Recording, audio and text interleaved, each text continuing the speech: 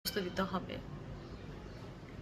আমি যখন আমার শূন্যতা তাকে বুঝতে দিব না, আমি যখন তাকে বেশি প্রায়োরিটি দিয়ে ফেলবো নিজের চাইতেও, তখন সে মাথায় উঠে বসবে।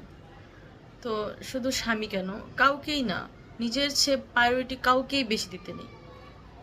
প্রথমে সবার প্রথম নিজেকে সম্মান করতে হবে, নিজের খুশিগুলোকে দেখতে হবে। আমি কিসের খুশি, আমি কি চাই, আমার কিসে ভালো লাগে, সেগুলোকে মূল্যায়ন করতে হবে।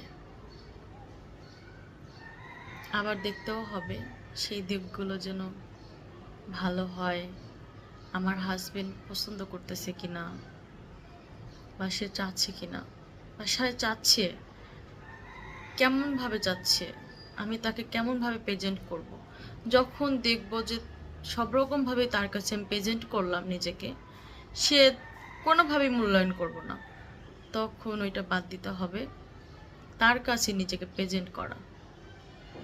তখন দেখতে হবে নিজে কিসে খুশি থাকি, নিজে কিসে ভালো থাকি, নিজের ভালোটা নিজেকে মূল্যায়ন দিতে হবে, নিজেকে সময় দিতে হবে।